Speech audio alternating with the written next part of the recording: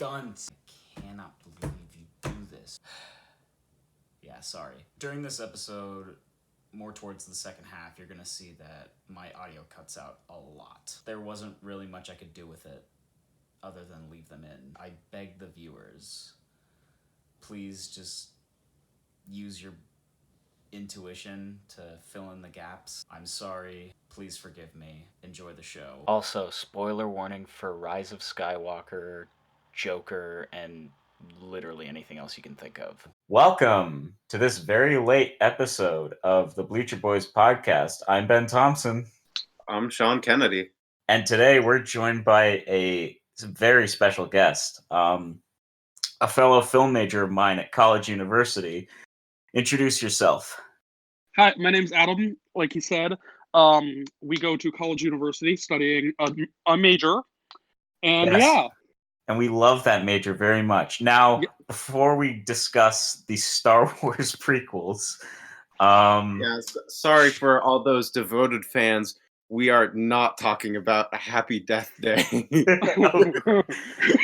I was actually, oh shit, I was going to begin this by saying we're talking about Happy Death Day, but I guess I already screwed the pooch. No, anyway, how are you guys doing? I'm doing fine. Things are going well. I haven't watched Happy Death Day. I don't know if I plan to. Are you going to watch Happy Death Day to you? Yes. We're going to watch that one. We're going to promise Happy Death Day at the end of this episode, probably. What about you, Adam? Happy Death Day on podcast. Yes. What about you, Adam? I'm doing good. I've been watching... I'm currently watching, speaking of Star Wars, The Mandalorian. I'm only on episode 5, so no spoilers if you guys have seen it. But it's really good. So I saw the last episode of that. I actually really dig The Mandalorian, even though I'm very vocal about how much I hate Baby Yoda on Twitter. Baby Yoda is actually great in the show if you watch it. Yeah, I know, but I gotta keep up with my own brand of cynicism. Fair enough. I have not started The Mandalorian yet, but I'm looking forward to watching it. I've heard a lot of great things. The show looks really great. I've heard the actual sci-fi aspect. It goes back to the more traditional sense of the original trilogy. It's very much like a Western, kind of in the sense that A New Hope is. If you go back and watch it, it's kind of just a Western in space, you know. And Mandalorian is kind of in that vein. So it's like a remake of The Seventh Samurai. Exactly what I'm saying. Sean and I have this joke between ourselves where anytime I mention the Magnificent Seven or anytime the Magnificent Seven comes up, I always shove in the fact that the Magnificent Seven is a remake of the Seven Samurai, because it's like just a joke between us. I think so. Yeah. I thought that was a bigger thing. I thought I've heard more people say that. Maybe I'm wrong. I mean, it's a true fact, but I say it to you because I know it's base level fact 101 kind of thing. Oh, right.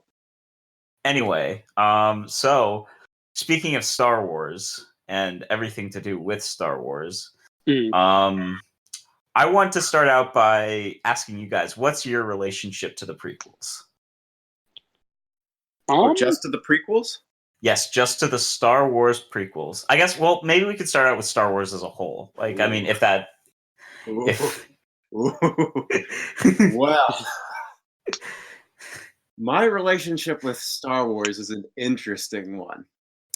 Yeah, I was just talking about this the other day. I both am and am not a Star Wars fan. It's very kind of love-hate, but at the same time. So I mean, I liked Star Wars growing up, sure. Who didn't? Exactly. But at this point, I'm just not the biggest fan of the movies. I feel like Rogue One is good. I think Rogue One's actually the worst of the new Disney movies.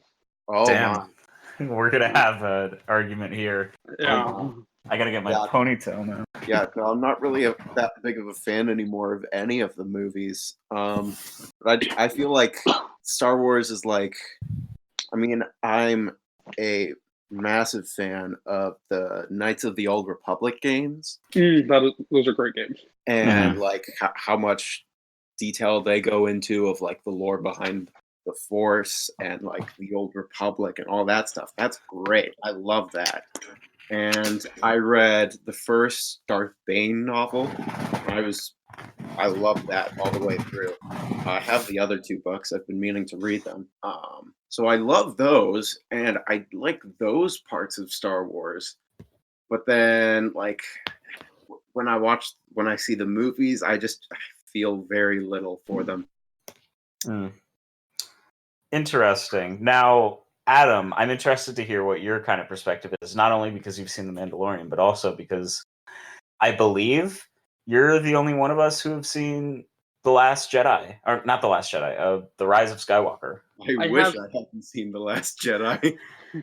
Well, actually, all right, that kind of leads right in. I have seen Rise of Skywalker. I've seen a little over half of Mandalorian, and here's my thoughts. I actually like Star Wars. I grew up with it. You know, I've always loved Star Wars, and it's just like a thing that my entire family loves. So I still do very much enjoy it.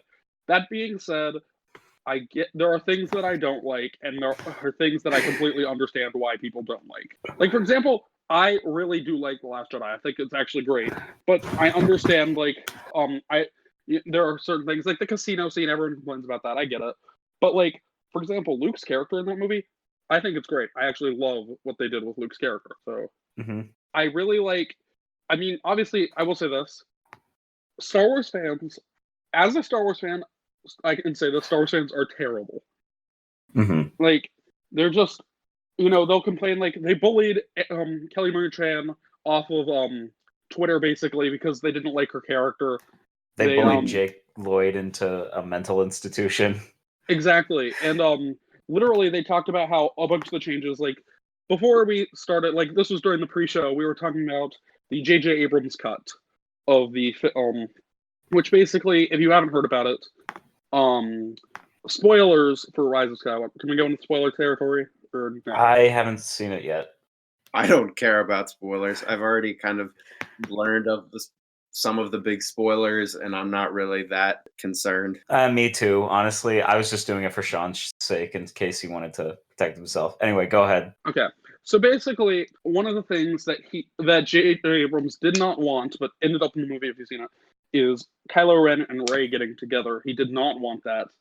And originally, like the Ben scene, like, they don't end up kissing, like, when it's Ben and Rey, and they just, like, talk for, like, 4 minutes. But another thing that I think is really interesting that, like, a bunch of the people behind it wanted, but Disney said no to, was the Finn-Poe relationship. Like, Oscar Isaac, John Boyega, J.J. Abrams, they all wanted that to happen, but Disney said no. Can I just point out, though, like, how amazing it's been to see, like, Oscar Isaac and John Boyega just shit on Star Wars fans? Oh, it's hilarious. I love it.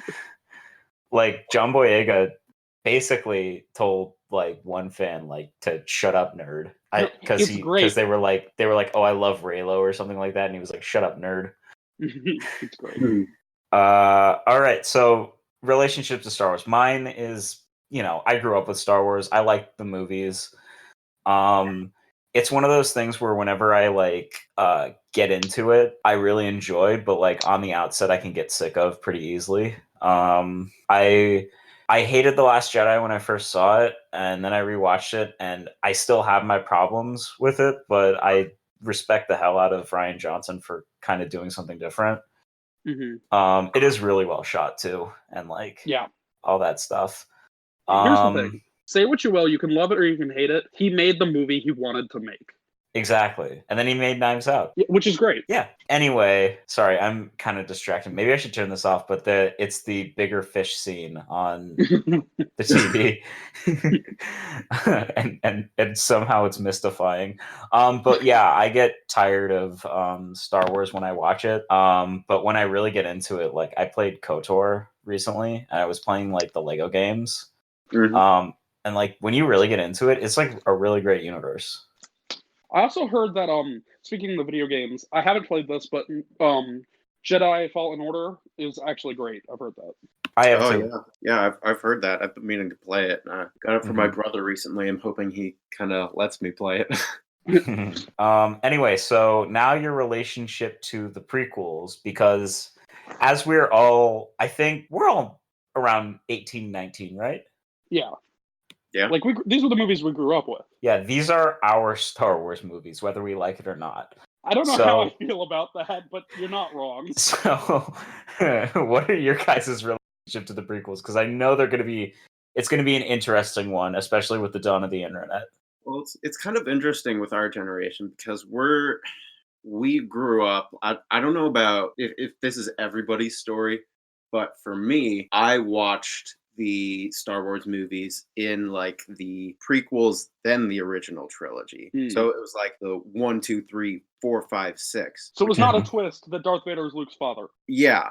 It wasn't. Well, that wasn't really a twist. But I just think that's kind of an interesting perspective. That it's like before us, it was like, yeah, we watched the original trilogy and then the prequels, and then after the prequels came out, it's kind of like a mix between that. So I don't know if you guys did you watch them in that kind of order? For me, I have vague memories of watching the Star Wars movies with my dad when I was like 1, like fragments of memories. Mm-hmm. But I obviously wouldn't have remembered them. My first exposure to Star Wars, I think Star Wars had just always been there for me. Like I don't remember watching them for the first time. I just remember them being there. So when I think of my earliest Star Wars memory, it's playing Lego Star Wars 2. But at that time, I already knew what Star Wars was. Right. And so playing Lego Star Wars, and then, I think I played Lego Star Wars 2, the original trilogy first. But Lego Star Wars 1, I think my earliest memory of it was that I liked the story, but I hated the Jar Jar character because he couldn't fight. So I think those... He always jumped high, though. That was cool. He did jump very high. Oh, yeah. But, those were, I think that's interesting that the early ingrained memory of me having not seen the movies, having seen the movies, but, not remembering them, was Jar Jar bad, which is a discourse that will be interesting to see throughout, the history of the prequels. I think that's definitely one thing that can be said for Star Wars. The games are, there's some spotty bits here and there, but the games are pretty solid overall. Oh God, yeah, like Battlefront. God, I love Battlefront. Battlefront 2 so much. I played so much as a kid. Battlefront 2, the Lego Star Wars games. Have you played the MMO, The Old Republic? That's another great game too. Knights of the Old Republic. I played the first Knights of the Old Republic. Those are great. KOTOR. Yeah. But then there's one game that I have. It's the one where you play as Darth Vader's apprentice. Force Unleashed. Yeah. I have both of those games. They're great. Even the second one, which is kind of sloppy, it's still great. Have you played the Wii version? I have the Wii version and the DS version. I'm not sure. So Sean, you're doubling up. Yeah. I've got the Xbox 360 version, so. See, for me, though, talking about Star Wars, I'm kind of in the same boat as you. I don't remember watching it the first time. I watched it all the time as a kid, but, we're talking about the Darth Vader Luke thing. That was never, a twist, because that was always just, fact in my brain. Darth Vader is the father of Luke Skywalker, I don't remember being what, Yeah. Yeah. And I can't say I remember watching them for the first time either. I'm just pretty certain I watched 1, 2, 3. You know what I do remember though, which is interesting. I remember the marketing for Star Wars Episode 3. I do too, actually. I remember McDonald's or Burger King toys. Not McDonald's. I remember I have the faintest memories of being in the theater watching Revenge of the Sith. I never saw it in theaters because it was PG-13 and I was 5. Yeah, I was that was the one movie, and even then, my parents, I actually do remember this too. I got to watch it very occasionally because it was PG-13. I could watch the other ones as much as I wanted, but that one was a special occasion kind of thing. I also remember the toys that came out with it. I got a bunch of Obi-Wan toys and Grievous toys. I could run down and grab them right now, but I'm not going to. I have a shit ton of Star Wars toys, all from the line that they were selling from the Revenge of the Sith era. Now that you mention it, I do remember having a Yoda one. Yeah, from McDonald's or something. I had this DVD. I remember of I have a bunch of the Star Wars movies on DVD, but one of them, it was still in the packaging. It was this coin that came with it. And my mom's don't open it, because it'll save its value. And like an idiot, I opened it. And now looking back, I'm like, wow, I was a stupid child. I had a really cool McDonald's Star Wars toy where it was Darth Vader, but you opened up the case and it was Anakin. Oh, that's cool. Yeah, I played with that one a ton. I loved it. I think I had a Jar Jar one too that I always made him the villain. Do you guys remember? I don't remember what the toy brand was called. They were like the small cartoony versions. Funko Like, Pop. like I know that's not. They were like only like a couple inches tall, like a few inches tall, and they were like these cartoony looking ones. And I can't think of the brand. It may have been the Burger King ones. Hold on. No, because I remember the packaging. I can visualize like the toy boxes they came in, but I had so many of those. And like I'd play with them everywhere. I remember in my house, I would take them to church with me as a kid. You know, like it was one of those things that like I just carried around with me all the time. Yeah. Hold on, I'm putting something in chat. This is the stuff I remember, like these toys. Yes. And there's the Anakin one down there. Anyway, So I remember the Mace Windu one. That's about it. I remember the Jawa one. I remember I actually remember a lot of these. Wow. Yeah, me too, honestly. Oh, crap. Wait, I think I have... You know what? I don't want to talk about toys too much, but I think I have a few of those cartoony ones. I'll have to send them to you. We've even got Watto. The Toy Daddy.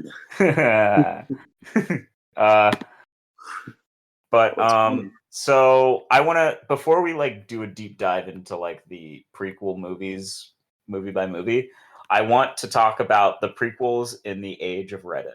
So the memes is what you're saying. Basically, yeah.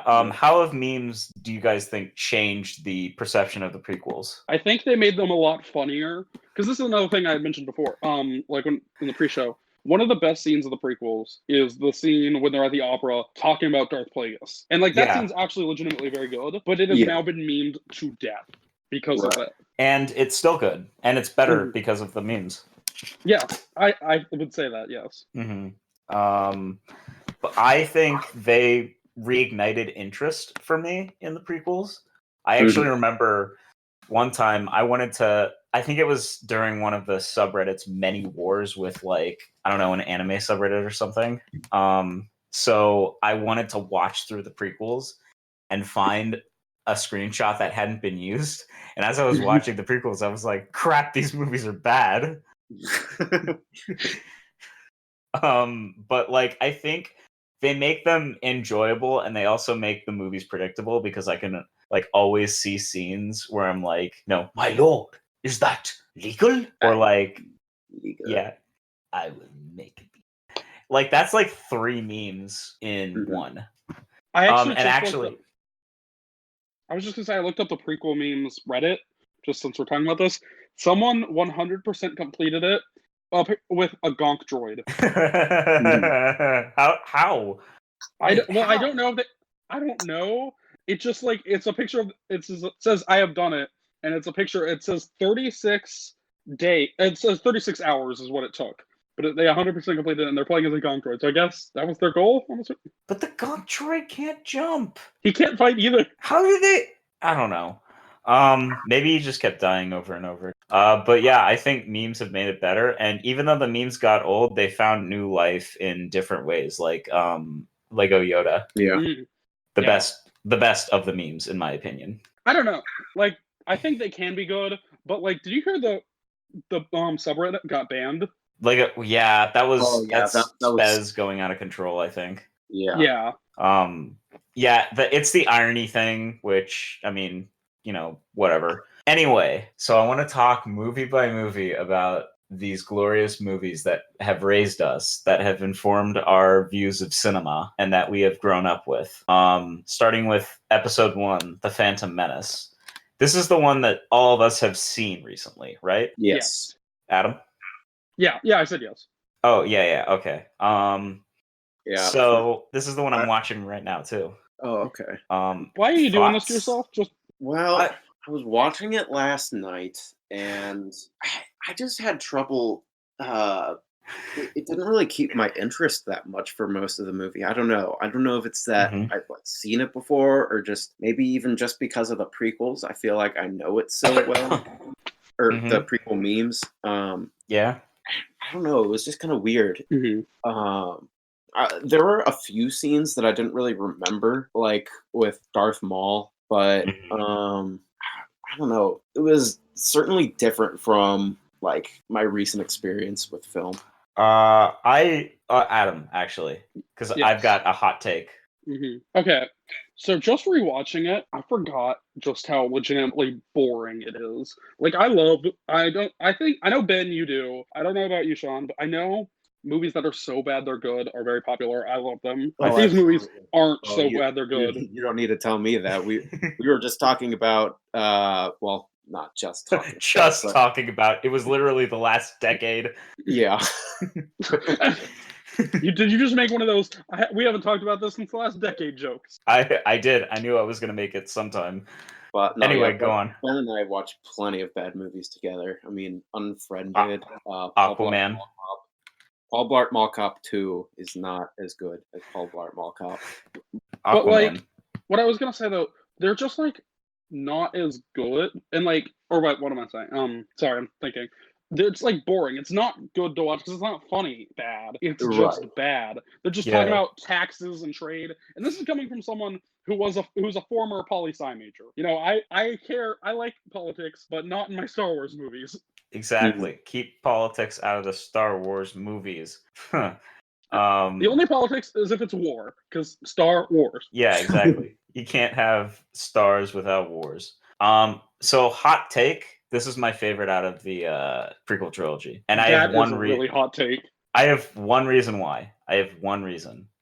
You watch the prequels now, and everybody says they're CGI mess and stuff like that, which is true. Do you think this one is the best in that regard? I think it's the best because not all of it is CGI. Okay, that's a fair point. I can get behind that. I was talking about that yesterday a little bit. Just like watching Jar Jar a bit, and some of like the distant shots, he didn't look that bad, but like in the close-ups, oof. Oh god, like the CGI is horrible regardless. Like, I mean, some of it is kind of like decent enough, but like it's pretty bad like overall.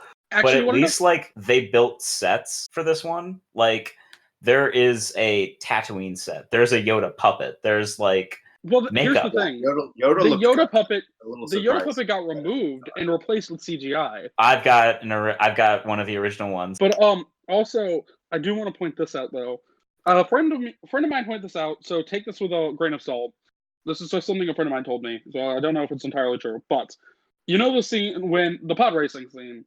Yeah. And there's the guy, he's like Siamese twins basically. It's like the aliens that are like talking and Yeah. You know. Yeah. Apparently, those were played by two actors in full makeup, and like they were just like actors, and then they replaced it with CGI.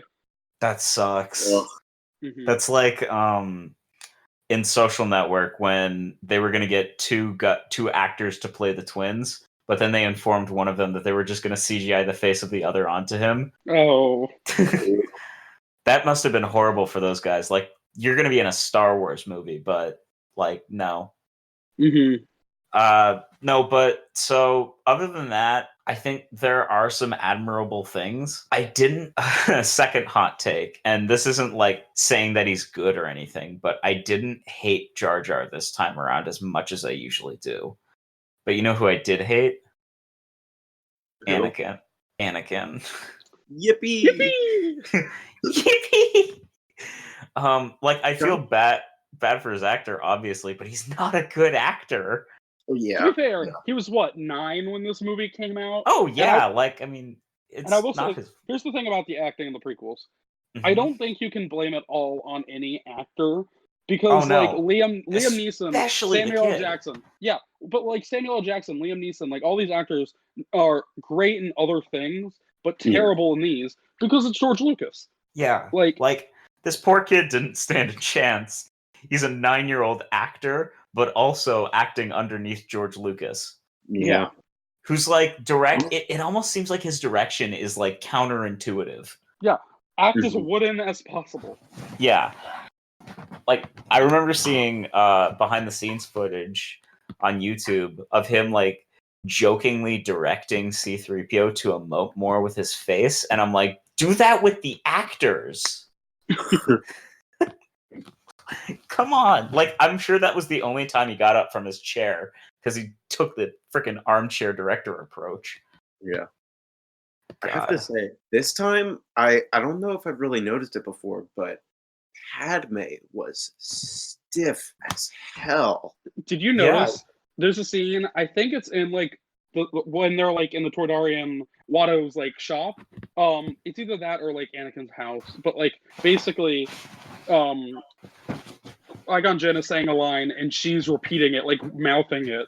And that got left in the movie. Oh no.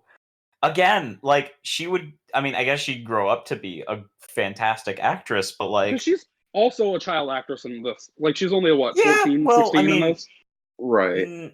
I think she had to skip the premiere to like finish her SAT or something. Yeah. I think that's a story. Like that's a real story. Which has to suck. Yeah. But she had to study for her finals or something. Thanks, high school. But the movie isn't great. Like, I mean, isn't great. That's an understatement. It's horrible. It's really bad. Really bad. And it just gets worse. But like before then, do we have anything else to say about Phantom Menace? The Duel of the Fates is a good theme. Oh, That well, fight yeah, scene- that kind of goes without saying. The music of Star Wars is fantastic. John Williams is great. Yeah, that hardly needs to be said, I don't think. Oh, I just want to mention something else. I looked at, I've got it playing right now, and I just saw Qui-Gon's lightsaber prop on his belt. That looks like the toy I had when I was little. Like exactly like the toy I had. I think that's because they modeled the toy after the lightsaber. Well, no. It looks exactly like it. Like it does better or anything. It looks exactly like it, and that's not good. That's not that great. Like, I don't know. I'm speaking out of my ass. Anyway, let's move on. If we have nothing. I actually have one thing to say. Okay. There is a scene that I want to point out that's actually pretty good in this. I want to give some credit to these because they're not the worst movies I've ever seen. I know, hot take. Yeah. They're awful. They're awful movies. But C-3PO was a prop. Anyway, go on. What I was going to say, there's a scene in the very end of the movie when they're talking about like which one of them like did they destroy, the apprentice or the master, and then it just cuts to Emperor Palpatine. And just that shot, like it moves back and focuses on him, and it's just really good, I think. Mm-hmm. I thought it seemed a little cheesy. It was just like, oh, who could it be? Zoom in on Palpatine's face. Who could it be? To be fair, here's the thing: everyone already knew it was him. His name is Palpatine. It's kind of like that poster they made with where it was little Anakin and the shadow was Darth Vader. Did you actually hear that was unintentional? Like they filmed that, and they didn't mean to do that. It just happened that his hair looked like that. Really? Yeah. Oh, okay. Wow. So just goes with that just goes with my theory that everything good George Lucas does is accidental. Yeah. Anyway, if we have nothing else to say, I want to move on to the cream of the crop, the worst of sorry, they just had it's a trick, send no reply. That's one of my favorite lines of the movie. I love it. Anyway, sorry. The best of the prequel movies, Attack of the Clones, aka the worst of the movies. Yeah. This movie was my favorite as a child. As a child? Yes. Not because of the bromance scenes, because I would just skip those. Uh-huh. Go straight to the fights. I love that. Loved. I mean, yeah. What was your favorite? Well, not what was your favorite part. What do you think of it now? Well, I haven't seen it too lately, but the last time I was looking at it, I was mostly thinking about the CGI in those fights in particular, and it was kind of iffy to sit at best. Kind of. Yeah. Personally, I did kind of like Obi-Wan's side of things. I thought it was an entertaining story. Mm-hmm. Boba was kind of boring, but I didn't mind Django too much. Django's all right. I don't like what they did with Boba's character. Yeah. Like, he was like, here's the thing, I will say this. In just the movies, Boba's an idiot. Like, basically, in the original trilogy, Boy, he I just can't stands stand around. No, he just stands around, and then he gets stabbed in the back. Like, he gets his jetpack poked, and then flies into the Sarlacc. Right. It really bothered me when I learned that Boba was actually like a popular character. I was just like, why? He never did anything. Well, He's- that's just it. In the expanded universe, he's super popular, yeah. Right. But I should say, I think Boba is a shitty character altogether, and The Mandalorian proof that like he's replaceable. Like, I don't need any more Boba Fett. I don't need a Boba Fett movie or a Boba Fett spinoff. I've got The Mandalorian. Right. He's an action figure, Mm-hmm. and The Mandalorian is cooler. Mm-hmm. Oh, he's way better. Like, as a character. And also, I will say this. This isn't a spoiler. This is just like part of the movie. You learn about the Mandalorian's religion and like their culture. And without going into it, because it's not a spoiler, but still, you find out that Jango Fett is kind of like, he doesn't follow that doctrine. Yeah, I've heard. But Jango, all right. Attack of the Clones, my least favorite one. I have so many gripes with this that it's like kind of ridiculous. It's boring. The filmmaking is uninspired at best and like downright bad at worst. Like the editing is really, really bad. The like acting obviously is just terrible. I mean, I could do a whole Plinkett style review about how bad this movie is, but like at the end of the day, it was just so boring to watch. Mm-hmm. Like, it's so I mean, like, this goes for all of them, but the second one especially is so fucking boring. I think my friends pretty much summarized it. Like, we were watching it on New Year's because of course we are. What else are we gonna do? And Good point. Basically, one of my friends was like talking about it. He was talking about how it just like goes on and it feels surreal to watch. Like, you don't feel like you're watching a movie. You just sit there and like Da da da da da da da da, and then like 50 minutes later, it's the same thing. Yeah. Like I remember thinking, oh, at least like the only thing that made me keep watching it is that I promised myself I would watch the 2D animated Clone Wars right as soon as it was over. And then I did, and it was so good. The 2D show was great.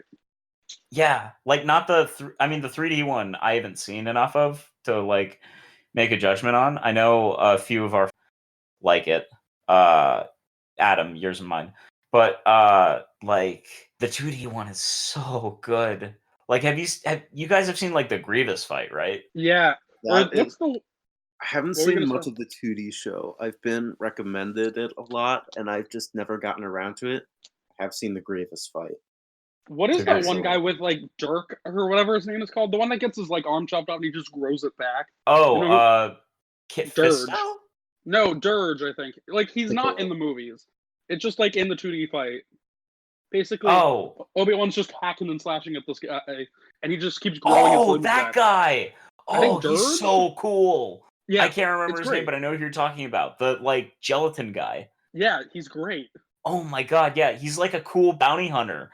Oh, Mhm. I've completely forgot about that. Oh man. But yeah, no, that is so good.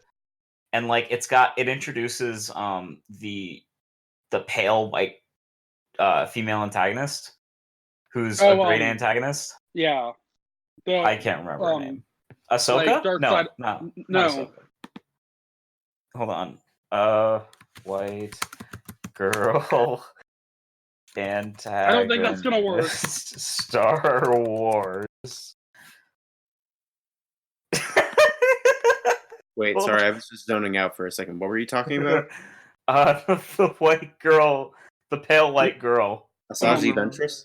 Asajj Ventress, thank you. Yeah. Okay, so I just want to say I looked up white girl antagonist Star Wars, and I got Sheev Palpatine.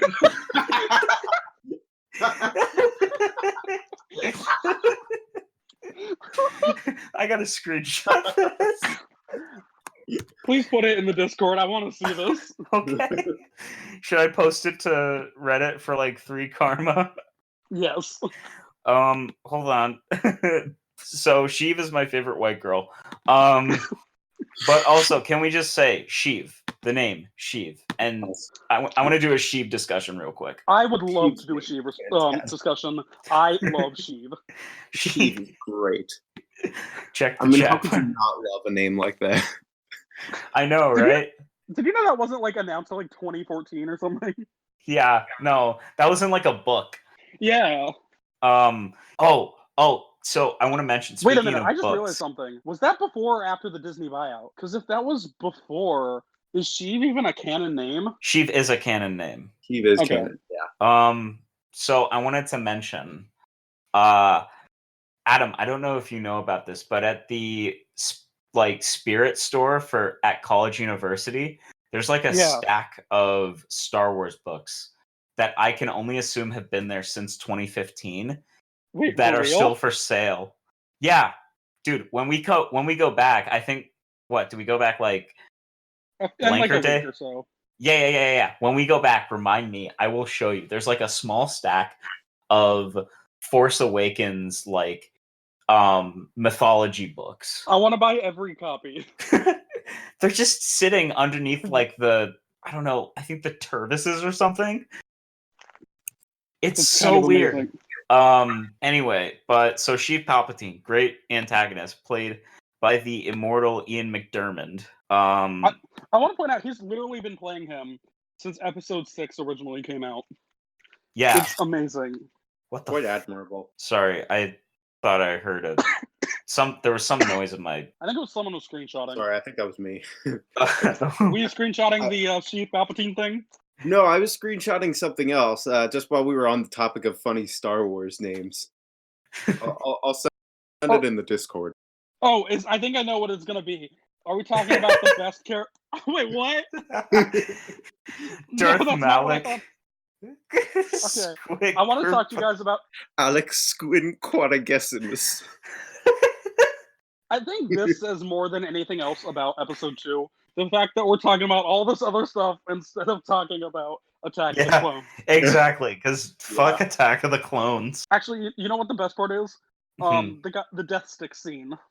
Oh, yeah. Oh, that's true. Jar Jar just gave me the thumbs up. But yeah, no. Who played... I feel like that's some comedian, like, or that I recognize that guy who was the Death Stick kid. Probably not. Maybe I just know him as the Death Stick kid. Hey, do you want to know what his name is? What? Alon Sleaze Bagano. His name is Sleaze. Yeah. Hold on, I'll put it in the chat, but yeah. I don't want to buy any Death Stick. I want to go home and rethink. Oh, wait. Great. Best character from Episode 2, Dexter. Oh, Dexter Jettster. Oh, Dexter is fantastic. Wow. What do you know? This is from one I of them. haven't seen one of these since I was prospecting. Why the hell did George Lucas think 50s Diner, which means like Earth exists and like it's the. Well, here's the thing. No, he looks like Hayden Christensen. He totally does. Here's the thing about Earth existing. It's set a long time ago in a galaxy far, far away, which means it's canon to which means our real life is canon in Star Wars. Yeah, but by a long time ago, they just mean the 50s. So in the original Star Wars, it's disingenuous because 50s was like, what, 20 years ago at that point? Yeah. A long time ago, my ass, George. What a hack. What a hack! Maybe it's not 50s diners and it's whatever era Dexter was in. He started the 50s diner trend. Shit. Dexter's got him. He's got a point. Yeah, Dexter's got a mustache, by the way. I didn't notice that until... Wait, what? Yeah. Hold on. Let's see. I gotta find a close image of him, but yeah, he's got a mustache. He look very... Can we talk about this? Oh, wait, no. Just to get... For 1 second. Yeah, that's a mustache. Yeah. I was looking at the picture of the toys you sent. Yeah? Imagine getting a toy. You're all excited. You're going to play with your new Star Wars toy from, like, McDonald's or whatever. You get a Watto toy. What kid wants to play with a Watto? My tricks don't work on me. money. Check it out. He's got a nose ring too. Jesus. I hate that. So he does. Watto's been around. Oh, and he's got scars. I want a Watto movie. Screw the I didn't. You mean Dexter Jettster? Yeah, Dexter. Dexter Jettster.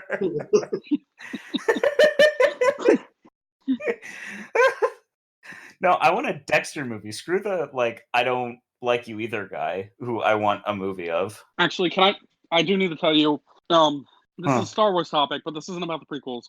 Did you hear who's getting a TV show? No, who? Oh, Obi-Wan, right? Yes, but also Tell me not Cassian Captain Andor. Phasma. Who? Who? Exactly, Cassian Andor. He's the captain from Rogue One. Oh, wait. Gael. Hold on.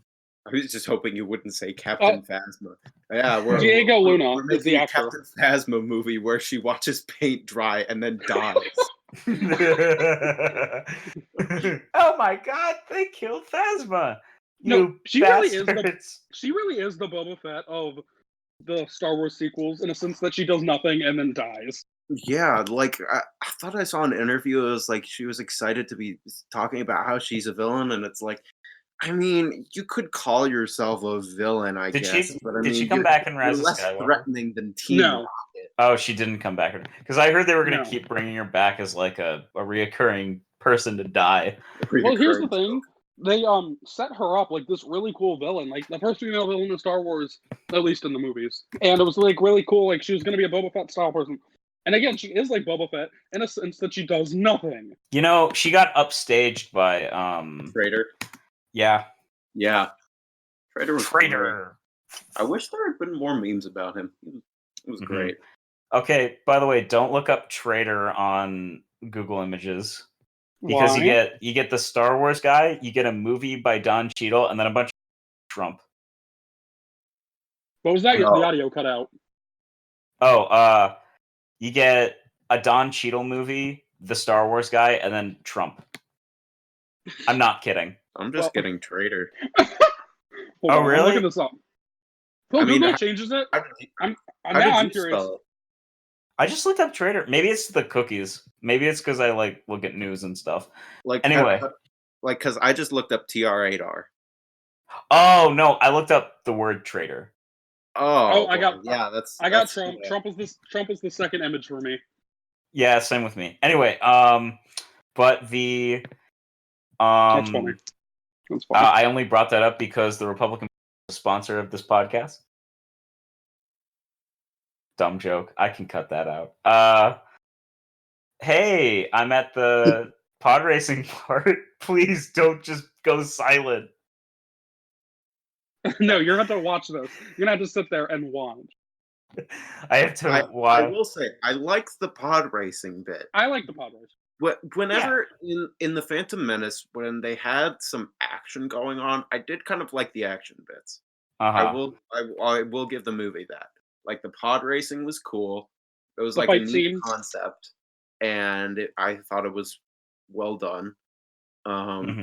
Of course, this might also have a little bias for me because I grew up playing the Episode 1 Pod Racer game, which is a Oh, no way, really?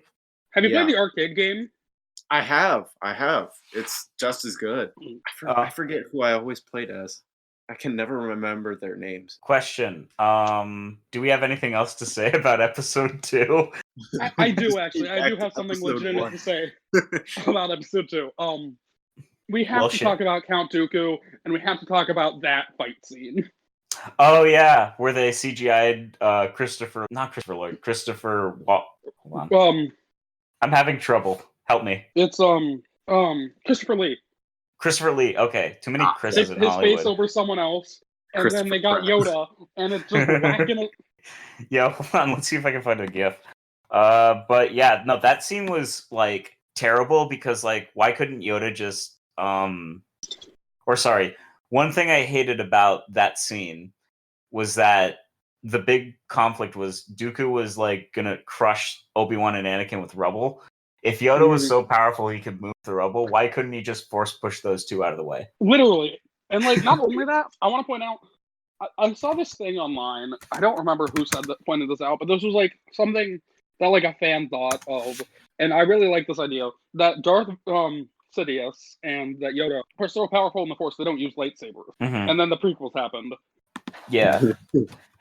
Oh, and they used lightsabers. He's got the little baby one, and he's whacking around. Oh no, I'm not just talking about Yoda, but we'll get to the episode 3 talk. Oh, I have words for that. Some spinning and screeching. That's you know what? Let's just move on to episode 3 because I have literally nothing else to say about that dog shit movie. It's really bad. Mm-hmm. But well, actually, in regards to the arena bit on Geonosis, I didn't mind some of the creature designs. Oh yeah, no, me neither. Like I mean, the CGI is awful, but the designs are okay. Yeah, I have some miniatures of the Ackley and Reek for my Star Wars miniatures game. They're neat. I like the ship designs in all the movies. Definitely. Yeah. That's something I can say about all the prequels and just Star Wars in general. The ship designs are really good. Yeah, they usually go hard on the ships. Mm-hmm. Except for the Naboo ship because it's just like reflective. Yeah, I like that though. I like that ship. And it's unsettling on the eyes as I'm watching like the Phantom Menace. That ship in canon was destroyed and made into like that's where Captain Phasma's armor came from. It's that ship. That's kind of badass, honestly. It is, honestly. That's kind of just reminds me of one thing that I'm just not the biggest fan of in like regarding the Star Wars movies in general. Is just like they don't branch out enough. I feel that's true.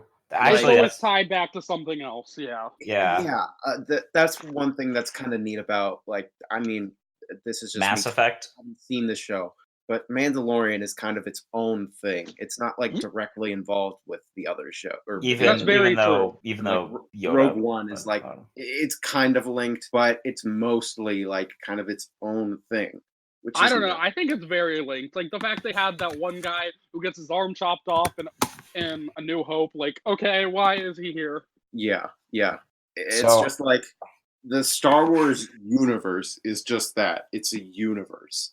And we don't need to like follow only the Skywalkers and Palpatines and those. That's one of the reasons I was excited for the Rian Johnson trilogy, and I thought that he would do a really good job because, like, if you look at, like I said, I think Last Jedi is a good movie, and I think if he had the chance to make his own story, though, it'd be even better if he didn't have to follow someone else's story. Mm-hmm.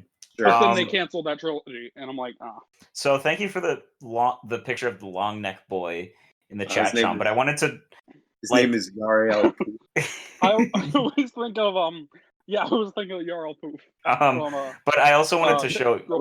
And I was watching the Phantom Menace, and they were talking in the Jedi Council chamber. He's like in the background of like every shot where you see Qui-Gon talking, and I'm just like, I can't stop looking at him. His neck was just like slightly kind of like bobbing back and forth, and I'm just like, bruh. Have you seen the Robot Chicken about him? Yes. Robot Chicken's Star Wars stuff is some of their best material. Yes. Robot Chicken or Family Guy. Because I think on their own, both shows are not great, but I do think the Star Wars stuff they did is pretty good. I'll have to be the judge on the Family. Yeah, for those of you who are just listening to this, Ben is watching every single episode of Family Guy. I don't know why, but he's doing it. I'm doing it, and I'm reviewing each one on my fake Instagram. This thin stuff. I didn't know this.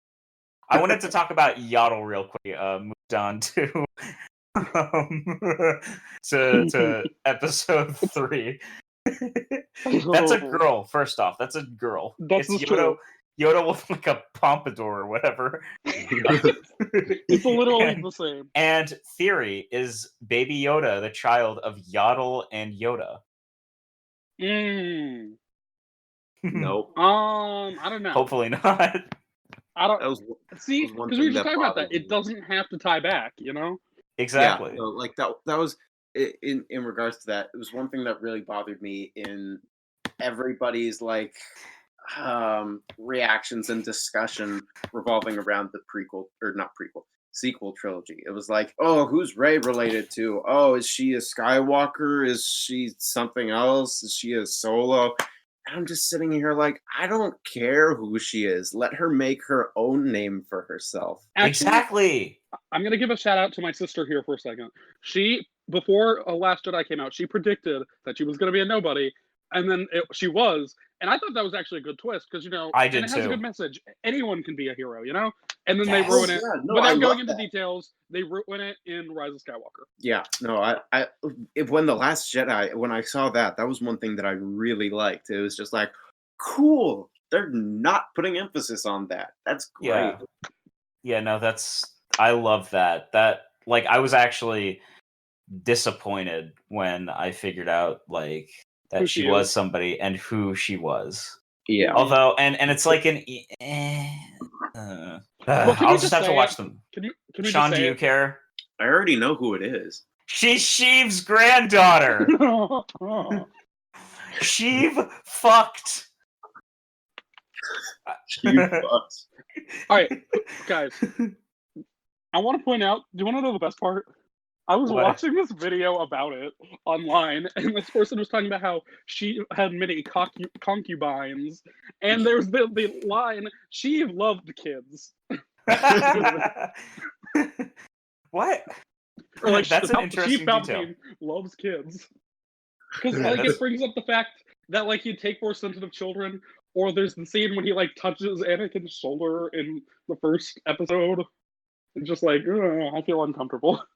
All right, so episode 3. Episode 3. The opening scene is pretty good. Yeah, it's I decent. think I would say Revenge of the Sith is the best prequel. I mean, yeah, I'd agree. Although I think it's had a weird legacy because I still don't think it's a good movie, but a lot of people like say it's a legitimate, like, it's better than like Jedi. I think I've heard people say that. I think it's just because they're comparing it to the prequels. And like I will say this, I think the original Star Wars movies are great, but they're just movies. Like they have their issues, and people act like they're these like best films of all time. But here's the thing: I do think you could make the argument that's film of all time just because of its influence. Oh, yeah, I that's definitely get that. Yeah. But the other Star Wars movies, I think you'd have a hard time. Are you saying that your favorite Star Wars movie isn't Solo? I still haven't seen Solo. Actually, honestly, I really like Solo, but there's I don't remember Solo. There's a very specific reason why I like Solo. Just to go on a little tangent. Who's eating their mic? Sorry, I don't know. Maybe What? it's me. I keep hearing like this in my ears. I like heard that. I don't know who it is. It doesn't matter. I was just moving around a little bit. Probably. Anyway, go on. I like it. I think it's a pretty good movie. It's very predictable, but this is the reason I actually love Solo. Me and my friends are nerds. We play D&D, and we were doing a Star Wars campaign in which my friend played a droid who started a droid rebellion on Kessel, and that was before we saw Solo. That was like months before Solo came out. And is the audio all right? I think Sean's moving again. Anyway. Just gonna move back to where I was before. My bad. Okay. Anyway, though, It's okay. Editing rooms exist for a reason. was months before. It was months before Solo came out, and it was just amazing. We played Star Wars D&D before, Sean and I, and we started a different kind of rebellion, although it was a lot less rebellion. I didn't start the rebellion. That was Cormac and me. Anyway, less about that, the better. Anyway, though, to get back to Revenge of the Sith, I think it's not good, but it's not terrible. I think the best compliment I can give it is it's not terrible. Stuff actually happens. It's bad. It's bad, but it's not terrible. Revenge of the Sith is, for some reason, very forgettable to me. Interesting. Like I know I've heard everybody talking about how it's like objectively the best of the prequels, and I saw it and I thought it was good. I just don't really remember it very well. Like, despite, like, I've seen it a couple times and it hasn't been that long, but I just don't have that great a memory of it. Like, it starts with the wait, no, it doesn't start with that. Never mind. It The starts opening with scene is when they're attacking Grievous' ship. good, Anakin. Oh, good. yeah. Now kill him. Which that scene in of itself is amazing. Do it. Oh, Actually, Rise of Skywalker. He says, "Do it." That's cool. Which is why it's the best Star Wars movie ever. I was working at my place of work last night, and at the bar there were a few guys discussing Star Wars. It was the usual, like, I mean, the last two movies, they didn't like the sequel trilogy really at all. But later in the night, I heard them go, "Do it, do it, do it." No, so I like the Sheev stuff in this, obviously, because not only do we get do it, but we get we get the best screeching of all time. The unlimited power. That and like when they first barrel roll. Yeah, the barrel roll jumping. I want to point out, apparently, a friend of mine told me that apparently in that scene, supposedly the reason why none of the other Jedi fight well against him is because he's moving just so fast. Like, I guess this is in the novelization. Apparently, he's just moving so fast that they can't react, and that's why they just go down so easily.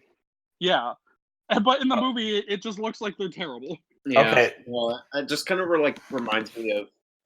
I mean, there's comics and other EU stuff where it's like, oh yeah, Jedi are like really powerful, and it's like they take hordes of men at a time, and they like can move like sometimes like faster than light speeds, and it's just like that's neat, but we're never gonna see stuff like that in movies. No, like Kid Fisto in the EU is great. In this. Yeah. He just dies in like 2 seconds. Yeah, right. Especially in the 2D stuff where he was doing all that shit underwater. I think so. The third one is the one where things actually start to happen, but yet I can agree with Sean. It's so boring. Like they introduce, like once Grievous dies, there's a sense of like, what now? Almost. But like, are you saying you're not interested in him not getting the title of Master? Yeah. I'm kidding. That I don't care. No, I'm not at all. I really didn't like the Wookiee planet scene because it just shrinks the universe even more. Like Yoda knew Chewbacca.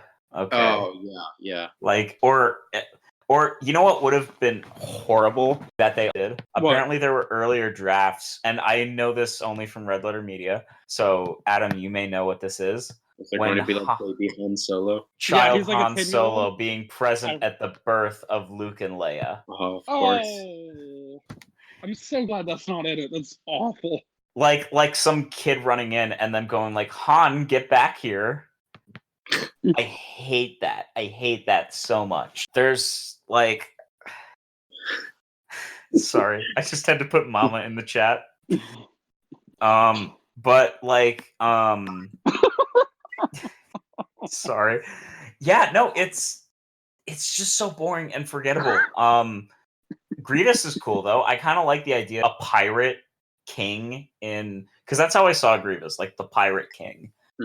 Grievous is fantastic. I really always liked Grievous. I mean, he had a cool fight. He seemed like a legitimate threat. Yeah. General Kenobi. Hello there. Yeah, no, episode 3 is the best memes too. Like the most immortal memes. Yeah. Hello there, though it doesn't. Darth Plagueis, yeah. That is a legitimately good scene, even though like even with the set, like that's the one time I was like, okay, the CGI set was benefited.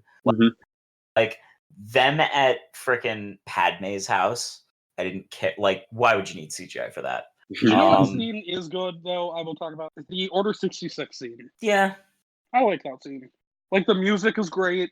Of course, we were talking about the Stars music. I think it went on for a bit long. I will say the one part of that scene that's not good, Master Skywalker, what are we going to do? That kid looked like George Lucas's, like, I bet that was like George Lucas's nephew or something. Can you imagine getting put in a movie only to get like as a child you're like, oh, my uncle's making a Star Wars movie, and you just get slaughtered immediately? Imagine like the Thanksgiving after where Uncle George isn't in back. I have a video to show you. It's a video I just put. Yeah, watch it. I'll watch it afterwards. Yeah, it's good. But the Oh, you know what I didn't remember, and probably why I got the PG-13. They're just like when Obi-Wan and Yoda are like looking at the carnage afterwards, and there's just like a pile spread out outside of the room where he killed them of dead kids. So what the fuck?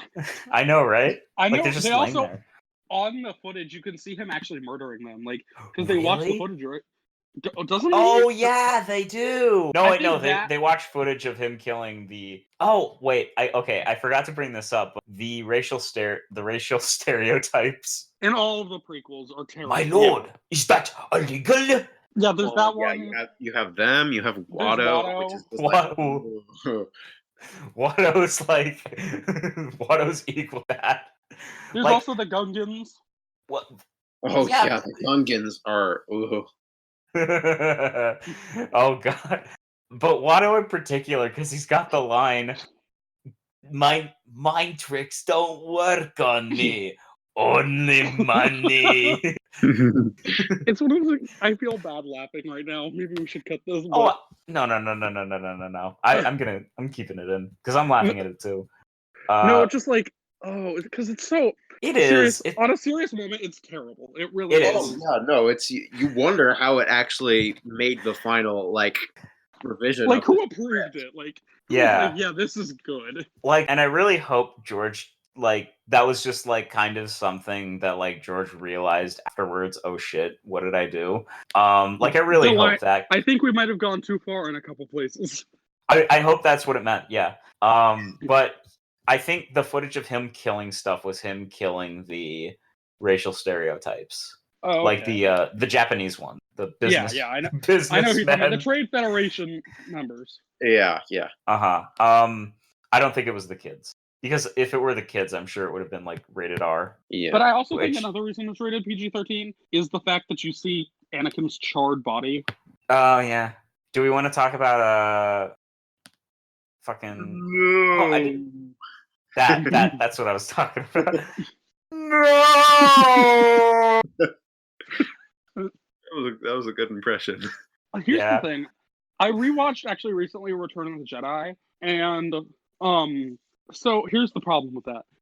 In Return of the Jedi, when Darth Vader has his helmet removed, his voice doesn't change. He still has the James Earl Jones face or the James Earl Jones voice. Isn't it like some other actor though? Yeah, the actor. It's not his face. Mm-hmm. Yeah. Well, clearly. It's just the voice. I always, for the longest time, I thought they painted James Earl Jones's face white, which is awful. That's what I thought. Like as a dumb kid. But then I realized it was Sebastian. Well, there's two. There's three actors. There's James Earl Jones. There's like David. I can't think of his last name. The guy who played him like in the movies. And then there's his face. Who played the guy? His face is like Sebastian something. Yeah. Which I can't think of his name. My mom, she was rewatching because we were watching it on Disney Plus. We were watching the special editions. She had never seen that, so when Hayden Christensen came on the screen, she started screaming. She was so upset. Hold on. Whoever was under the mask, I think, which his head looks a bit phallic without the mask. I should just say that. It's because it's all burnt up. There's no hair. Well, yeah, but look at this. Like the curvature in his head. It's like an egg. It is very It's a dick head. Right. It even has an opening on the top. Okay, George. Whatever you're looking for, buddy. Anyway, so it looks very diseased if it's phallic. I will say that. Yeah, Okay, moving on. The actor who plays like him in the helmet, I think he's pre George messing with the prequel or the sequels. I think that was who was standing with Yoda and Obi-Wan in the. It was. Yeah. It was that actor. But which actually, there's a story behind that. The actor who plays him in the suit in the other movies and in this one was actually very mad when he found out because he didn't know there was going to be a demasking scene. So when he found out, he was pissed. Oh, that sucks. Yeah. Do you guys have any like concrete thing else to say about the third movie? I feel like we should talk about the fight scene at the end. Oh yeah. Did you know that's the first time in any Star Wars movie that lightsabers of the same color are seen clashing? Wow, that's actually poetic and kind of like that's the most poetic yet useless fact I've ever heard. Well, or at least that movie, because there is like the scene with like actually there's the scene with like Grievous, but that's the first time you see it happen, like that movie. I think that's good. That's like a good Lucas choice, Mm-hmm. and I can get behind those. But yeah, Obi-Wan had the high ground. Hey, to be fair, he underestimated his power. Yeah. I think that scene is reasonably well done. I found myself getting a tad emotional at the "I loved you." Oh, that part's really good. Like Ewan McGregor carries that scene. Like you were the chosen one. You were He's like, you were my brother. I loved you, and like there's real emotion there. Like you could hear not just like like at first it's just you were the chosen one, like you were gonna be the one, and then it's the actual raw like you were my brother. I loved you. I really love that. Mm-hmm. It's good performing by Ewan McGregor.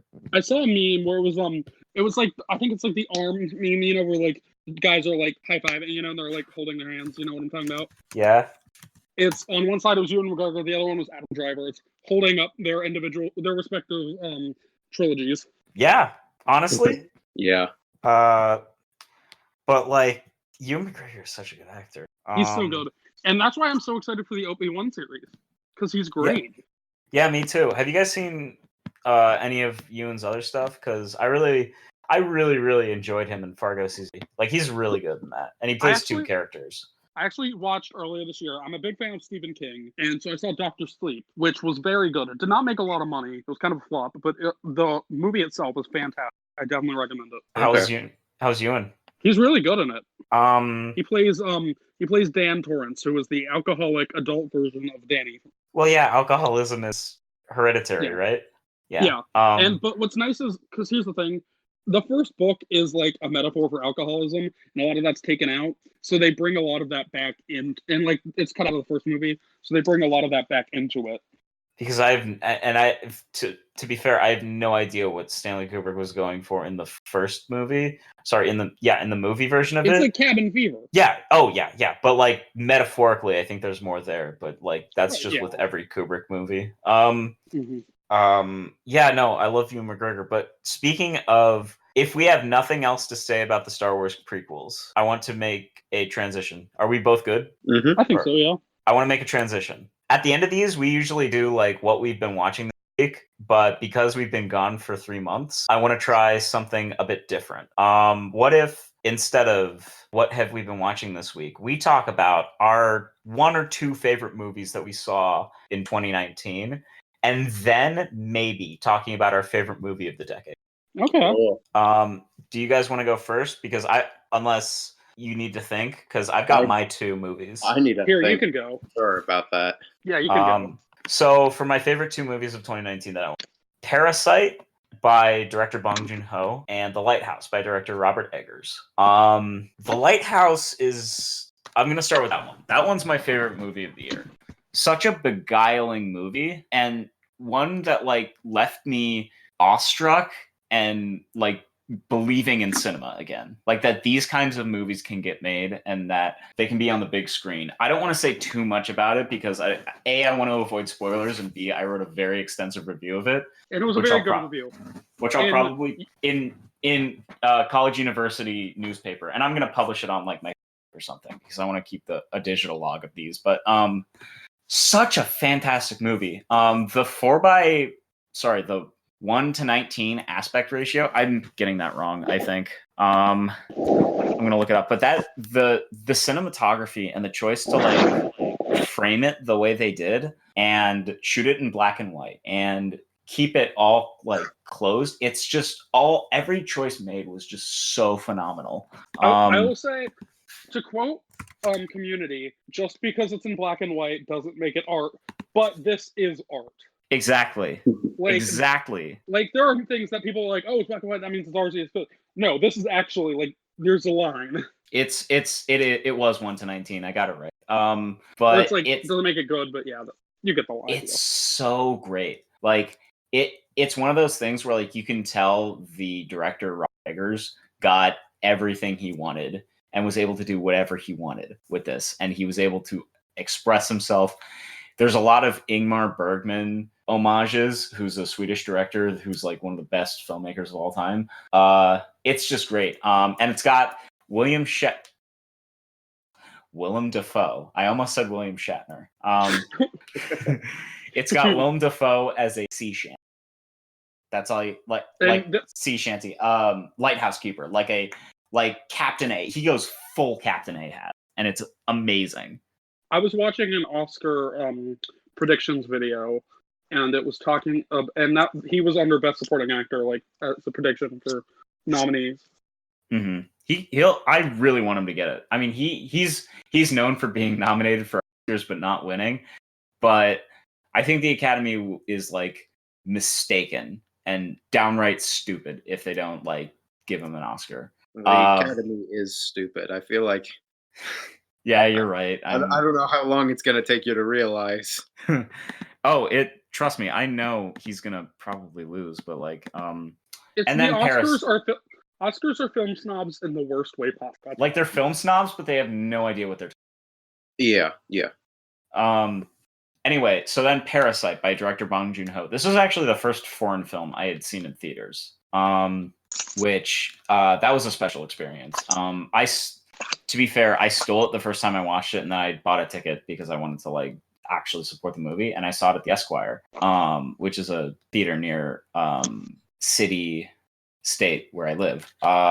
And so Parasite is like the best genre movie I've ever seen. It's so many genres wrapped into one, and it plays it off like perfectly. And there's so much like subtext about like capitalism and class struggle, and like at the same time it's an effective horror movie, it's an effective comedy, it's an effective thriller.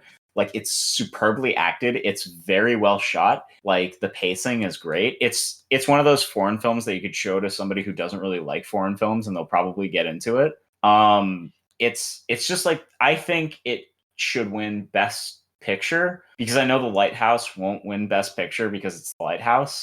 I mean, I don't want to like give but it's fantastic. It's gonna win Best Foreign Film, and yeah, go see it if you gotta. I also want to shout out Marriage Story because it made Adam, me, and then our friends Owen, Tess, and Katie cry. It was very emotional. Yes, and it definitely deserves an honorable mention.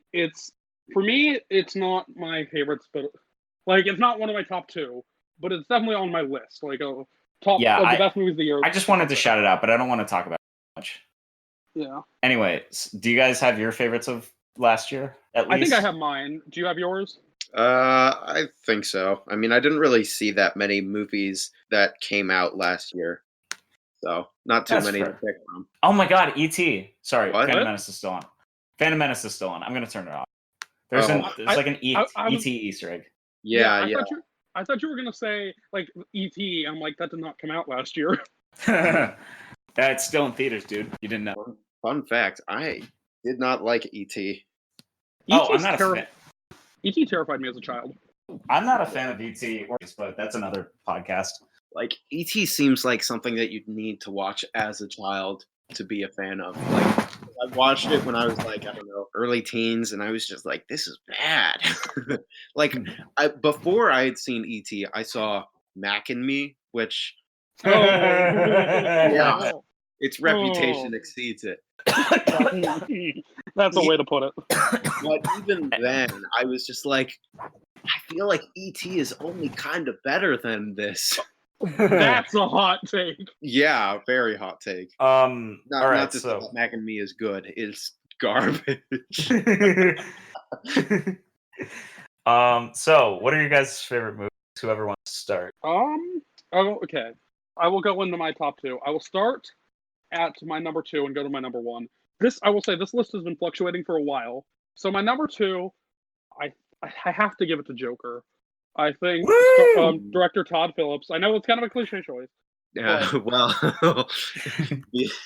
well, I might as well say it now. That's probably my top for 2019. I mean, my favorite is. Oh, actually, no. I'll let you finish first. I'm not going to hijack. I think here's the thing, Joker. There's a reason I say it's cliche. that it's like popular. Well, that's just because it's legitimately a good movie. I like comic book movies, but this is a different kind. I would say a better kind because it's more story driven and the character's really good. Joaquin Phoenix, fantastic in the movie. Yes. And it's like really, it's tragic to watch. It really is. Yeah. And it's not the incel movie that people thought it was going to be. And I heard people talk about, people who I noticed had not seen it, talked about how it like belittles mental health. It definitely does not. It's like about someone who like why health. you need like because basically he's in therapy and then if he does and then his therapy stops, like it cuts the funding, he doesn't get the medicine, and that's how it gets worse. Mm-hmm. And like it's like, and I heard someone talk about how you're more likely to hurt themselves than others. One, he does want to hurt himself. Two, it's a movie. There are people who like that, so you can't just like discredit it entirely, Yeah, sure. Yeah. I think. What were we gonna say? Actually, never mind. I was gonna say something, but I don't want to like go into a giant broad topic about like mental health and. All right, but it's a really good movie, and I definitely recommend it. My number one movie, and again, this might be biased because I just rewatched it, so this is what I was talking about. I would have to give it to Booksmart, honestly. Oh, Booksmart? Yeah. The Olivia Wilde thing. We saw a trailer for it during us. Yeah, I'm gonna be honest. Judging solely by the trailer for that movie, I thought it looked terrible. Here's the thing. It's really fantastic. Like you said, directed by Olivia Wilde. It was directorial debut. And I went on a date. She was like, hey, do you want to go see this movie Booksmart?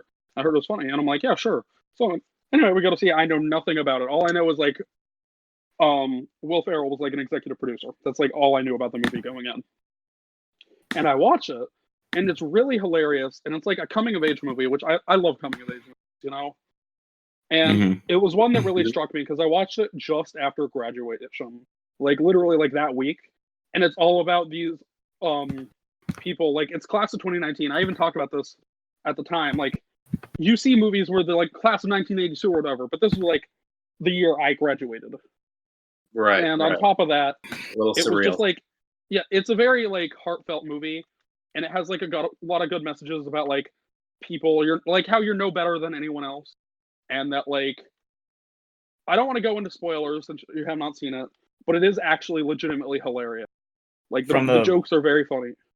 From the little I saw of it, they put a Death Grip song in there, so it's A-okay in my book. But like it's very funny. The music choice, I like. The soundtrack is pretty like fitting, and I think that like. I'm sorry. I just like it's hard to talk about it, like because I want to go into spoiler territories, but I won't since you haven't seen it. Because like I would just say it's something. It has a lot of heart, and it's something that in multiple ways, not just that way. Another, it just like it impacted me, and I related to it, and yeah. So, Sean, do you want to say something about Joker? Because I know that you said that was yours. Well, yeah. I mean, if we're talking about 2019 movies, I could say that I think the best movie I've seen was probably Joker. I mean, it was a fantastic movie in its own right. We've already talked about it plenty. I don't know if I really have that much additional stuff to say about it. How about another joke, Murray? I forgot to clock out. That was what fun. I like about the movie is, well, there's only a couple movies that's like, for film classes, it's like, oh yeah, you need to go back and analyze like all these different parts and find symbolism, like English class kind of typical stuff. You find symbolism in like literally anything and everything.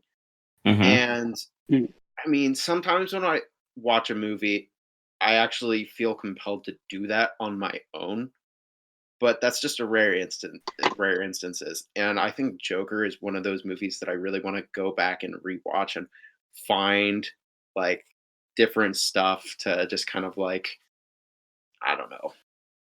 Yeah. I mean, there's a lot to like dissect about it because like, I mean, the ending is ambiguous from what the director said, because I mean, did it really happen? Did you hear Todd Phillips? He said in an interview that he's gonna someday explain it. Don't do it. That defeats the purpose of an ambiguous ending. His gorgeous mug in the chat right now. Mhm. So if that's all you guys have to say about that. Oh, anything else? That was my top movie of 2019, but probably my favorite movie was the Konosuba movie, which Talk about that. yeah, I saw that in theaters with my friend Noah, and I but it was nice because it's like one of those things where it was a special like anime premiere, and watching those kinds of things in theaters, it can be two different experiences. You can get like a good crowd where they're respectful and everything, or there was like some controversy recently. The movie Promare, it was a Studio Trigger animated movie. It had some special releases and it had a lot of negative feedback because you had fans that were like screaming about like, oh, I love this character, like, oh, I love you, and like people like bringing like stuff that you shouldn't bring into a theater. Say it, I'm not gonna say it. please. They were bringing like doujinshis into theater, No. and it's just like you don't do that. It's just very disrespectful to the overall theater experience. And I'm just glad that when I saw the Konosuba movie, there was none of that. The only thing that the audience would do is laugh when it was appropriate, and it was like that. I mean, who doesn't? I mean, it's a comedy movie. You're supposed to laugh. Yeah. So it was a really great experience there. And the movie itself was very enjoyable. I got exactly what I came for. It was a lot of fun. I laughed a lot. It built a little it did a little more world building for the series and introduced some more characters. Kind of got the plot going a little bit.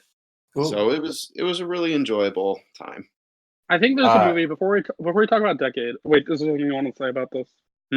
Ben, were you going to say something? Oh, I was going to say the co-writer of Pulp Fiction really liked it. Oh yeah. Which is pretty cool. Something... Like, not the main one, Tarantino, but like the cool other one. Anyway, go on. There's a movie I think we need to talk about before we talk about the Decade that like I did enjoy it, and I think you guys are probably knowing where I'm going at. It's like it was an in-game. I think we have to mention that. Yeah. In-game, sure. It was the biggest event movie basically since Star Wars, since Force Awakens. Since Rise of Skywalker, too. Because Rise of Skywalker was up until Rise of Skywalker. No, yeah, right. But for real, like, it's just like this, it was a very big event movie. I remember I saw Infinity War, and I didn't think they were going to go for the snap, and then they actually did, so waiting that year, and, like, everyone was just super hyped. I remember when the trailer came out. The movie itself was pretty good. I mean, it's a Marvel movie. I really liked it. That being said, like, I think for the event, like, I've talked about this with some of my other friends. Basically, it's the highest grossing movie of the year, of all time. I mean, it's the highest grossing movie of all time. But I think it actually has more like cultural impact than Avatar, which was the previous holder. Like, that movie. Well, Avatar didn't have that much of a cultural impact to begin with. That's exactly my point. It's weird because it's the highest grossing film of all time, or at least it was, and it had no cultural impact whatsoever. Yeah. And they're making all these sequels, and like no one cares. Yeah, they're Avatar 2. Avatar 5. They're already planning Avatar 5. I hate 4chan, but my favorite 4chan joke is every day someone start a thread counting down the days till Avatar 2. And it's like 1,100 days until Avatar 2, you guys. Anyway, but yeah, Endgame. My favorite part of Endgame was Sean whispering to me his Korg impression, like as a gamer, because Korg was playing video games. He was not only any video games, he was playing Fortnite. Yeah, which is the best part of the new Star Wars movie. No, I just remember cracking up in the theater because Sean whispered to me, like, "Oh, women don't put out what you want them to, Thor." I don't remember that. You don't? I distinctly remember that. You were like, no, but also I remember the Avengers Assemble moment, how that moment was heightened in our crowd. Sean, do you remember that? Yeah. That was great. Avengers, da da da da damn, that shit hard. And the whole crowd just bursts out in laughter. Yeah. But like, I think I do want to point out, talking about Fortnite, Star Wars: Rise of Skywalker. There's like a plot important thing that you can only find in Fortnite. Right? Oh, Jesus. Yeah, no, I think Endgame has gotten better. I haven't rewatched it, but it's gotten better in my mind over time because I was very disappointed by the recent Spider-Man movie, which came right after it. I thought it was fine, but I didn't remember that much. I really like Mysterio as a villain. I think here's the thing. The problem with it, Spider-Man came into his own. It was really good, and then there was that whole Sony Marvel thing, and Yeah, but I mean, I just thought if that was like where Marvel was going, which I mean, it was the same stuff, but I don't know why. I just felt a malaise and like a disappointment coming out of. But with Endgame, I felt a finality, and like this is what 10 years of my life. Like 2008, my mom brought me to the theater to see Iron Man. I remember, and it was all coming to an end. Like, and it was all coming to an end, and I loved that. I kind of wish they would end it. Like, I like Marvel movies. I'm still probably going to go see the new ones, but I really kind of wish they would like take a break at least. Like, I know there's been like this year-long pause or whatever, but like, you know what I mean? Which I should say that's been a pretty damn good pause. The movies this year have been great. Mm-hmm. Oh yeah. Great year for movies. I was about to say this is one of the few times I think where there's, at least in big movies, like obviously there's like small budget, like terrible films, but like talking about like either like just bigger like movies, they've been good this year. Yeah, and same with like the indie movies. Like we got The Lighthouse, we got Parasite, we got all this. You got we got Gems, Booksmart, which I have not seen. Uncut Gems is good. It's really good. Did you see it? Yeah, I saw it with Adam actually. Shit, I broke my own rule. Okay, I'm gonna have to edit that out.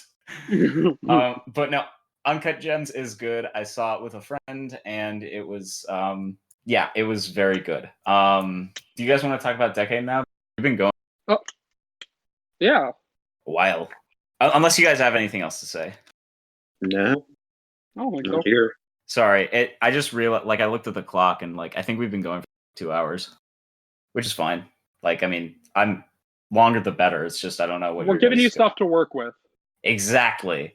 Mm-hmm. Anyway, so best of the decade. I think so. I know mine. Best of the do you decade, guys have Megamind without a doubt? Maybe not the best of the decade. Although I will say I did really like that movie. Oh yeah, Megamind's good. Like I saw it earlier this year, and I was I can't remember what it was, but like when I was, I don't know. I would always like watch some DVDs or something, and I would always get the trailer for Megamind, and I always thought it looked like the greatest movie ever. And so I was like sitting down to watch it earlier this year, and I was so afraid that my expectations were going to be set too high, but they weren't, and I enjoyed it all the way through. It was nice. I've never seen it. It's an enjoyable movie. I mean, it's like kind of got the superhero aspect, but it's a good ride. Yeah, it's I like the villain and how he's kind of like a nice guy. Oh, he is absolutely a nice guy. Like he's a simp too. Yeah, he's like he's everything rolled into one. But in terms of best of the decade, I think I know Sean's answer. I'm curious to know Adam's. I need to think. You guys go, because I legitimately have no idea. Sean, do you want to go first, or do you want me to talk about my thing for the 5,000th time? My name is Ben Thompson, and my favorite film of the decade is The Master by Paul Thomas Anderson. My name is Sean. My name is Sean Kennedy, and my favorite film of the decade is Your Name. Whoa, amazing! Yeah. No, but What was that? Good question. Hey, guys, can you be quiet? I'm recording something. Mom, get out of my room. I'm playing Minecraft. Anyway, so I want you two to talk about your thing before I talk about The Master 5,000th time. All right. Well, Yeah, it's kind of a given that my favorite film, Your Name, 2016, is within the decade. So I'm probably gonna give that a shout. I have a lot of attachment to this movie. It had me like bawling my eyes out the first time I was watching it. It's made a really positive impact on me. I think the movie as a whole is visually fantastic. It's a joy to look at, like in every different frame. It's just beautiful animation. It flows fantastically, and the characters are nice. Like they feel very human. They don't. None of them feel like artificial or anything. And the movie, the plot doesn't get slow at any points, I don't think, and it's just a very gripping movie. It was an emotional whirlwind. I love it. Adam, do you got yours, or can I? You can talk because I looked up lists of like what even came out this decade because there's just so many. Mm-hmm. Like it fluctuates for me. Like I looked up best movies of the decade. It's the 200 list. So I'm assuming this is like the near the 200s. But one of them was Ant-Man and the Wasp. I don't know about that one, Chief. Absolute best of the decade. So Paul Thomas Anderson. No, who is that? I've never heard of him. Can you go into details about him? So this filmmaker has had more of an impact on my life than I'm gonna get serious here. Like, I mean, all joking aside, Paul Thomas Anderson has had a big impact on my life as a film fan. Like, and I didn't even know it. For the longest time, my favorite film was There Will Be Blood, solely because of the Daniel Day-Lewis performance. And I think it wasn't until like last 2 years ago that I actually started to get into Paul Thomas Anderson. Sorry, I'm holding the master right now, and I dropped it. Like I started to get into him, and the way he told his stories and the way he like wrote his characters really spoke to me in many ways, from Boogie Nights to Magnolia, most notably through Punch Drunk Love, which before I saw The Master was my favorite movie of all time. And not just through like an emotional level, like writing this character that I related so much to, connected so much to, that I finally saw myself on screen, but also through like dynamic and interesting filmmaking. And then I saw The Master. And The Master is basically all of that rolled into one. And it's also one of the most mysterious movies I've ever seen. Like, as much as I get out of it, I still don't know, like, everything there is to, like, what he was going for. It's a movie that I can watch over and over, new out of it every time. It says a lot about, like, you know, looking for belonging and for like finding your place. It's got fantastic performances. Like Joaquin Phoenix, everybody points to that one because of, you know, clips circulated around the internet. And also Philip Seymour Hoffman, who this was probably his last phenomenal performance before his death, because I think his TV show tragically passed away.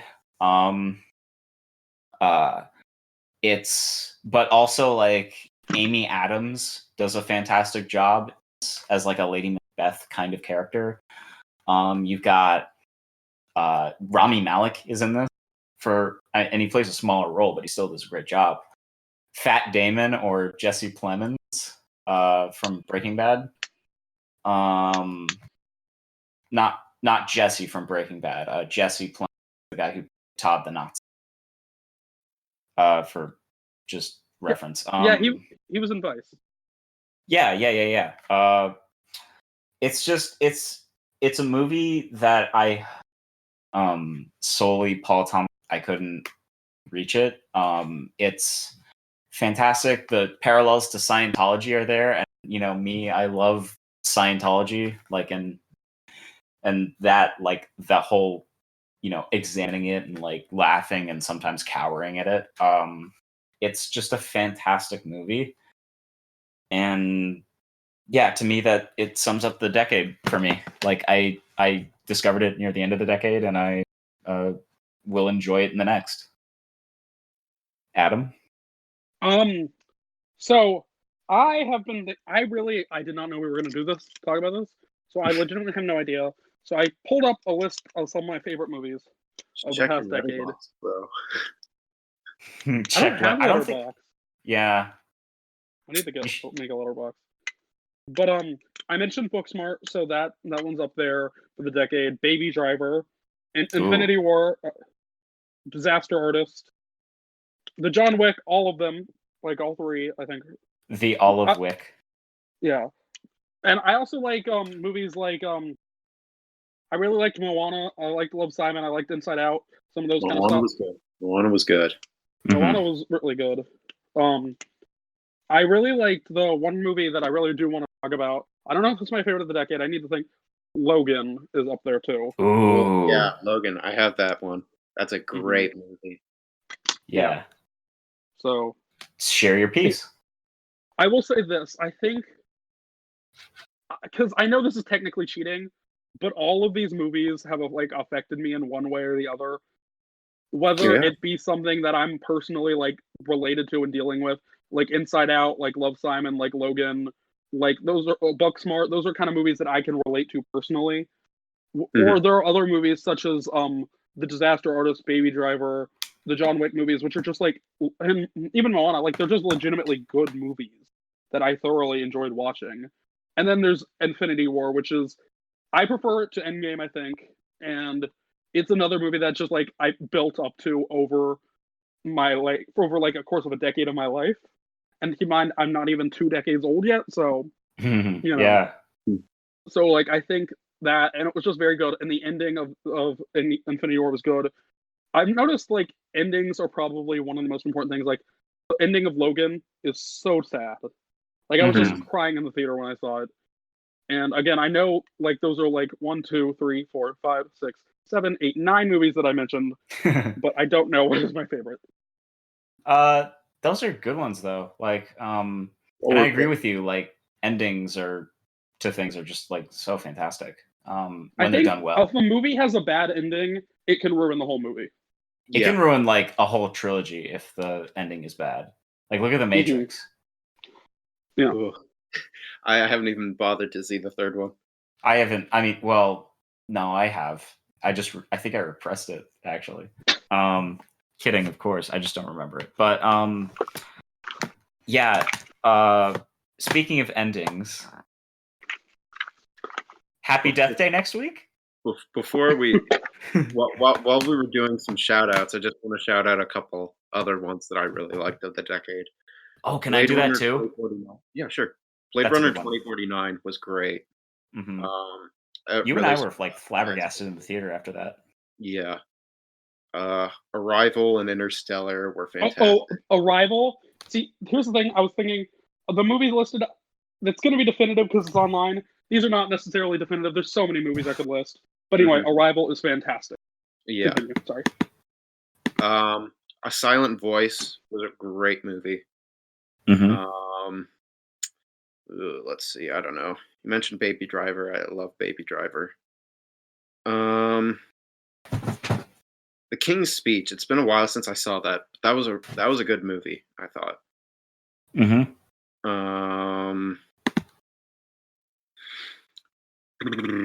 don't know. I'm just kind of scrolling through a list right now. Yeah. I think that's about it for me. I don't know. All right. I'm gonna list a few off the top of my head and off of Letterboxd because I know I'm gonna kick myself later. Think of movies that I didn't mention, but off the top of my head, from my favorites of 2018, I'm just gonna stay away from 2019 movies because that, like, Jesus, that would like we'd be here forever. Phantom Thread, another Paul Thomas Anderson one, just great love story. Lady Bird, I saw recently, made me bawl my eyes out. The Killing of a Sacred Deer by Yorgos Lanthimos, shot in Cincinnati. That's an irrelevant fact.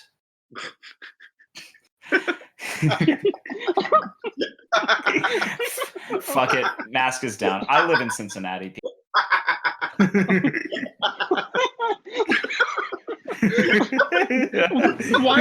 Why else would you mention that fact?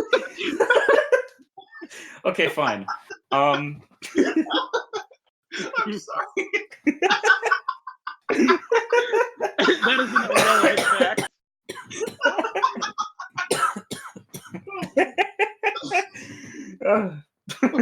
I'm good. No, but Killing of a Sacred Deer, legitimately great film. Let's see. I'm gonna try to find the 2018 list. Thunder Road just like impacted me so much. All the 2010 films of Steve McQueen, so Shame, Widows, and 12 Years a Slave, just all fantastically made and powerful films. Not really Widows, but like, I mean, Widows is well made nonetheless. Minding the Gap came at a great, like, important time in my life. And I'm going to go through my all-time favorites, mention the 2010 ones, just real quick. Whiplash, like, fantastic movie. Moonrise Kingdom. The Dirties. That came out in 2013. Drive. Inside Llewellyn Davis, Under the Skin, Prisoners, the Social Network, which I think is actually the best film of the decade. Not my favorite, but is the decade-defining movie.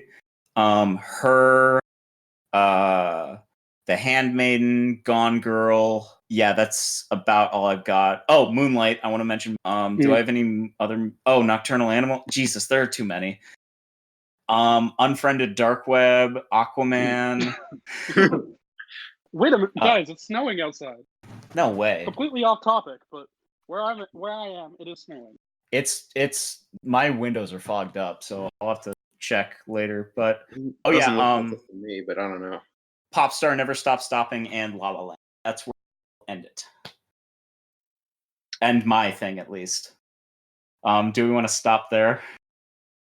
You know, it bothers me that Unfriended Dark Web is higher up than Boss Baby. Shit. Okay, Boss Baby. Because I mean, Boss Baby really wasn't that bad. I completely agree. Like it was mediocre, but it wasn't bad. Oh, speaking of mediocre, Mad Max Fury Road. That's really? A good movie. Wait, did you say speaking of mediocre? Did you think that was mediocre?